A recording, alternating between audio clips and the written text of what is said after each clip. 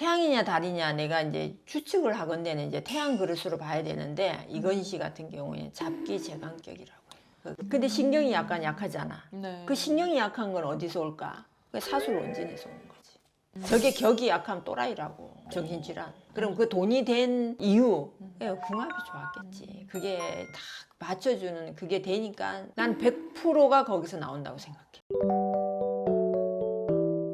이게 뭐 재물운이 이때 확 들어와요 라고 단정 지을 수 없는 게 그 사람의 사주가 어떻게 생겼느냐에 따라서 많이 달라질 수 있다고 하셨잖아요. 그러면 오늘 누가 봐도 이 사람들 너무 큰 부자인데 도대체 이 부자들의 사주 구성은 어떻게 생겨 먹었길래 이렇게 큰 부자가 될 수 있었는지를 좀 살펴보면 재밌을 것 같아서 오늘은 그 얘기를 좀 해보려고 합니다. 세 가지 분야에 대한 부자에 대해서 얘기를 해보려고 해요. 일단은 사업가, 부동산, 주식, 우리가 봤을 때는 그냥 부자잖아요. 근데 이분들의 공통점이나 좀 차이점이 있나요? 좀 큰 인물이 된다 이러면은 사주 구성이 좀 달라요. 처음부터 사주가 안정되게 구성이 이루어진 것도 있고 심각하다, 자기 일간 자체가 튼튼하다, 뿌리가 강하다, 이거는 기본. 아주 비리비리한 사람이 뭐 되게 부자가 되고 이거는 운에서 기회가 와서 그럴 수는 있으나 그걸 지키는 힘이 또 조금 떨어지고. 그래서 이제 처음부터 사주의 구성 자체가 좀 아름다운 그림처럼 형성이 된다 이렇게 봐야지. 어떤 특정한 글자가 작용한다거나 그런 거는 없나요?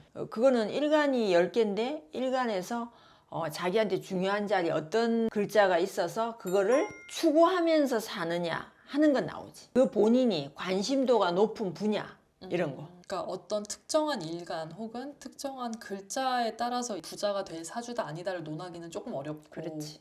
전체적인 그 사람이 타고난 구성에서 어떤 글자가 어떻게 작용하느냐에 따라 다르다는 거죠. 이건희 사주를 먼저 한번 볼게요. 수일간이 겨울에 태어났단 말이지. 물은 언제 강할까? 물은 겨울에 강한 계절이거든. 그러면 그 물을 계속 생해주는 오행은 금이야. 그러면은 월간에 또 금이 있어, 이 사람은. 그 연간에도 또 금이 있어. 그럼 어떻게 해? 자기 자신을 튼튼한 계절에 태어났는데 자기 자신을 생해주는 끊임없이 안반수가 되도록 생해주는 글자가 아주 중요한 자리에 딱 있는 거지. 그러니까 이런 사람들은 근간이 굉장히 강하다고. 그러면 이제 첫째는 어떻게 해? 퍼주면서 산다는 거지. 자기가 얻어먹고 사는 이런 게 아니야. 그리고 이제 금이라도 경금이 있는 금이냐 신금이 있는 금이냐에 따라 좀 다르지. 근데 신금이라고 하는 건 아주 섬세한 금을 말하거든. 그러니까 이 사람은 성격이 굉장히 섬세하고 날카로운 부분이 있는 성향이다. 근데 이게 정인이 해당이 되는 십성이기 때문에 그 어른스러운 의젓한 이런 품새를 지닌 사람인데 그 속성적인 어떤 기질 자체를 굉장히 미세한 부분을 다루어낼 수 있는 기질을 가지고 있다. 그리고 또 날카로운 부분도 있고. 근데 그게 이제 금이니까 금속에 해당이 되는 거지. 뭐 반도체 이런 의미도 있고 자동차 이런 데도 관심이 많은 것도 있고. 근데 이제 축달에 태어났기 때문에 이게 흙이거든. 그래서 뭘 묻어 놓는다, 모아 놓는다, 수집한다 이런 것도 좋아하고. 또 토달에 태어난 사람은 여러 가지에 관심이 많은 사람이 많아. 태양이냐 달이냐 내가 이제 추측을 하건대는 이제 태양 그릇으로 봐야 되는데 이건희 씨 같은 경우에는 잡기 제강격이라고.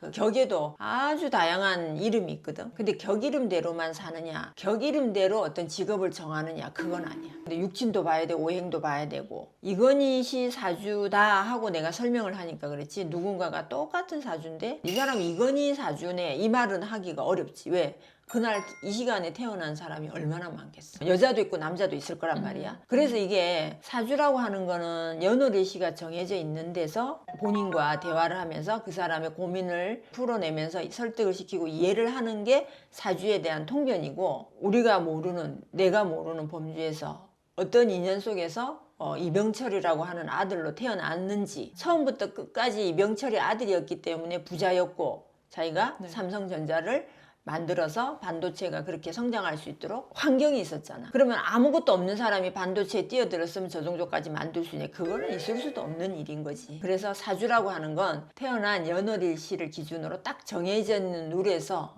그 사람에 대한 해석을 해내는 것이다. 근데 또 보면 개천에서 용난다라는 표현도 있듯이 부모는 되게 변변치 않은데 자기는 되게 그럴 수 있- 드러날 수 있는데 그것도 사실 알 수는 없나요? 그 사주만 갖고는. 그 사주만 가지고도 대략은 그 사람의 그릇이 있으니까 이런 정도의 그릇은 차고 살겠다 하는 게 있고, 이 그릇의 모양새보다 더 중요한 거는 대운 흐름 방향에서 기회가 오는 거야. 그 기회가 올 때 그 그릇에 값을 할 수 있는 계기가 거기서 오지. 그래서 이건희 사주는 그릇으로 봐서 큰 그릇이다. 어떤 글자가 확 불을 끌어모을 수 있는 글자인가요? 여기서는 신사 안에도 편재가 들었고, 그 다음에 임술 안에도 정화가 들어서 정제가, 그 다음에 을사시에 태어났기 때문에 저 안에도 병화가 또 들었거든. 그러니까 편재 정제 이 재물 자체가 바닥에 쭉 깔고 있는 형태인 거지. 어쨌든 땅속에 묻혀져 있는 돈이 계속 뭐 있는 거야. 근데 여기서도 이 육친을 설명할 때 조금이라도 있으면 돼. 근데 그게 있기는 있는데 굉장히 위태롭게 있는 경우의 구성이 또 있거든. 그거는 네. 좀 약하다. 그럼 여기서도 사술이 저렇게 돼 있으면 저거는 원진이기도 하지만 그 안에 뿌리가 딱 살아 있는 거하고 사사가 합의돼 가지고 동류 합의돼 가지고 화기가 또 확 강해지거든. 그러니까 이제 잘 허물어지지 않는 이런 재물 이렇게 되는 거지. 근데 있다는 자체가 중요하고 네. 그게 보이지 않게 어떤 식으로 합이나 12운성 자리가 튼튼해서 이게 깨지지 않는 글자냐 이런 것도 또 중요하지. 근데 저 금이 신금이라고 하는 저 미세한 금이 네. 정인에 해당이 되는데, 저런 사람들은 정인만을 설명할 때는 교수야. 제도권 안에 교수. 근데 저 사람은 교수를 안 하고 금을 다루는 일로 쇼를 본 거지. 연간에도 있고 월간에도 있잖아. 자기는 네. 무조건 그 미세한 금속을 다루는 일. 육친상 인성에 해당이 되면 선생님. 저거는 이제 금기 오행상 해당이 되면 금속 이렇게 되는 거야. 그래서 그것도 직업을 나눠서 설명할 때 육친으로 설명을 하고 오행으로도 설명을 하고. 이건희 사주인지 모르고 가져왔을 때는 선생님으로 해석을 할 수도 있는 거고. 이런 사주는 선생님이 많다. 교직자가 많다. 굉장히 정확하게 바른 선생님이 될 수 있는. 그러니까 말을 잘하는 선생님이 아니야. 그러니까 이런 사람들은 공부도 많이 했을 거고 책을 보는 것도 좋아했을 거고 아주 점잖은 사주지 한마디로. 근데 신경이 약간 약하잖아. 네. 그 신경이 약한 건 어디서 올까? 그 사술 원진에서 오는 거지. 저게 격이 약하면 또라이라고. 정신질환. 근데 뭔지 모르게 약간 이상하잖아. 또 정인의 사술이 붙었으니까 엄마 자리에도. 근데 이제 내가 알기로는 이병철 씨 부인 되는 이건희 엄마가 온전치가 않다고. 장애가 있는 걸로 내가 알거든. 홍나이가 특출나잖아. 인물도 두뇌도 자기 집안도. 그 홍나이가 옴으로 해서 여기 이건희 집에 뭐 이상한 애는 없잖아. 이건희는 이상해. 걷는 거 봐봐. 드드드드드 떨면서 걸고. 근데 그건 약간 나이 들어서 그런 거 아닌가요? 아니야. 아니에요. 근데 그래도 돈은 많고 지능은 좋고 이러니까. 로버트 기요사키 아세요 혹시? 어떤 사람인지? 부자 아빠 가난한 아빠라는 책으로 되게 유명하신 분인데 또 부동산 관련해서 이야기도 많이 하셨던 분이라서 이분의 사주도 좀 궁금했거든요. 로버트 기요사키 사주는 부동산으로 성공한다 이게 아니야. 이 사람도 여러 가지를 해. 이 태어난 달에 값진 달이 저렇게 앉아 있으면 저게 인성이거든. 학자, 교수, 선생. 그럼 이 사람은 이 타고난 형태의 구성을 가리키는 사람이야. 진토가 저렇게 앉아 있잖아. 여러 가지 한다 이 말이야. 주식도 하고 부동산도 하고. 근데 이제 책을 내서 자기가 그게 이름이 알려졌겠지. 그러면 이제 그 책의 의미는 저 간목이 책이야. 손으로 쓰는 거. 네. 근데 구성 자체는 교육자를 했으면 굉장히 좋았을 사주다. 아마 그렇게 강연도 많이 하시고 그렇지. 교육적으로 풀리신 걸로 알고 있어요. 그리고 또 그 미련을 못 버려. 또 저절로 그렇게 하게 되고. 근데 이제 체질 자체나 성향 자체가 원래 사업가는 아니야. 자기가 하다 보니까 책도 많이 팔리게 되고 하다 보니까 부동산을 했는데 그 하는 요령에 뒤에서 책도 내게 되고 뭐 이런 거지. 근데 이제 사주가 이제 목생화하면서 이게 정사 저렇게 앉아 있으면은 네. 이 자기 자체 일간 자체가 짱짱해야 튼튼하다고.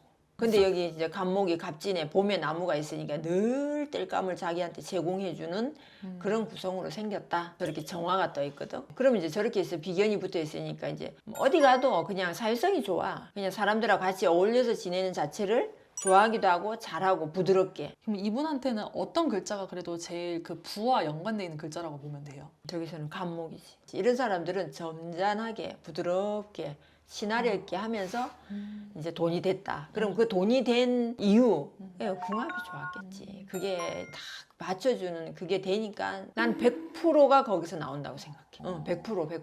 30, 40%도 아니야. 그 힘에서 서포트 받는 데서 그게 막 차고 오르는 힘이. 어떻게 그렇게 궁합이 중요하다는 거에 대해서 확신을 할 수 있으세요? 이제 너무 많이 보기도 했고 이 운에서의 설명은 자기가 가지고 있는 그 운의 강도, 여기서 미끄러지는 거를 딱딱 받쳐주고 가는 그 고리가 있어. 그 고리에서 삶을 지탱하는 힘도 거기서 나오고, 양의 양으로 극대화시키는 시너지 효과도 거기서 나오고. 그래서 그냥 궁합이 운 좋게 잘 맺어져서 그 조율이 잘 맞다는 거는 행운 중에 행운이라고 봐요. 뭐 돈을 잘 벌고 뭐 이런 거를 떠나서 잘 맞는 사람하고 산다는 거는 되게 진짜 근데 이제 행운인 것 같긴 해. 그럼 처음에 볼 때 뭐가 제일 중요할까? 그냥 성격. 첫 번째는 성격. 그 다음에 그 사람이 내가 좋아하느냐. 내가 좋은 게 사실은 우선이야. 내가 좋아야지 그걸 보호하는 그 원동력이 거기서 나오거든. 근데 그게 이제 그것만 가지고는 안 되지. 24시간 주어진 시간을 똑같이 사는데 어떻게 저절로 순탄하게 사는 거. 그걸 고르는 게 궁합이지 사실은. 일반 사람들은 참 찾기가 어렵겠네요. 그게 그것도 복이 있으려면 쉽게 만났는데도 잘 살더라고.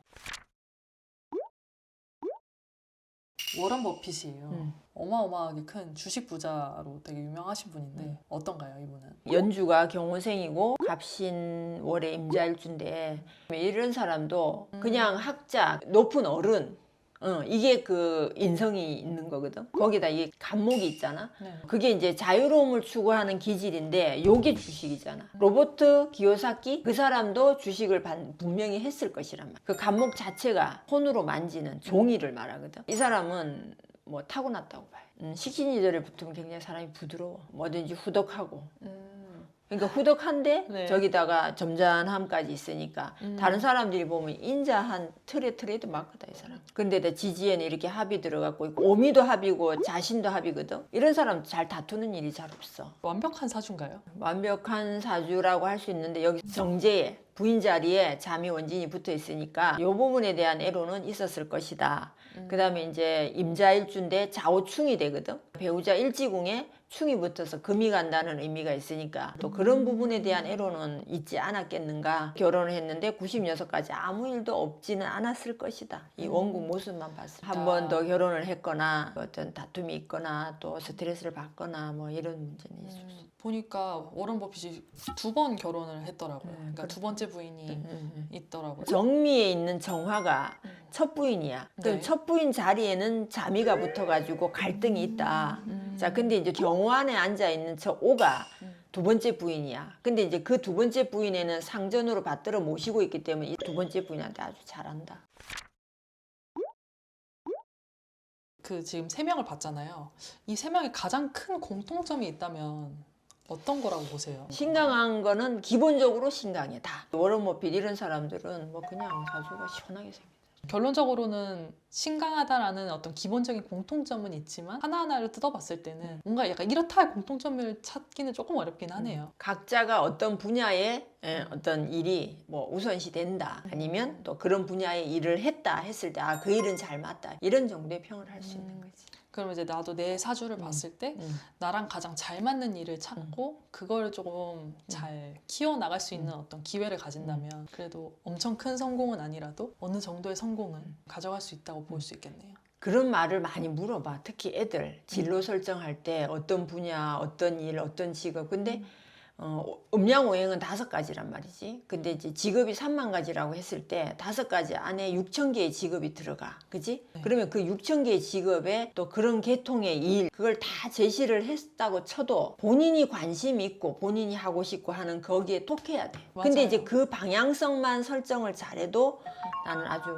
성공하는 거라고 보지. 워런 버핏 이런 사람들은 너는 활동하는 기질은 타고났다. 또 말하는 거, 그 다음에 이제 서비스직. 뭐 나는 호텔 할 건데, 호텔도 잘 맞다. 모텔 잘 맞다. 인테리어 뭐 다 이게 나무에 해당이 된 종목이 쫙 있으니까. 근데 이 사람은 그 중에서 어떻게? 종이는 종인데 주식을 한 거지. 그럼 내가 처음부터 이제 얘가 5살에 왔는데, 니는 주식하는 걸 해라. 이렇게는 말을 못하죠. 그렇지. 걔가 어느 세상을 보고 어떤 판단을 하고 자기가 솔깃할 게 어떤 건지는 커보면서. 그래서 부모들이 어떻게 여러 가지 많이 시켜보고 지가 좋아하는 거를 발견하는 것만 잘해도 부모 노릇하는 거라고. 맞아요.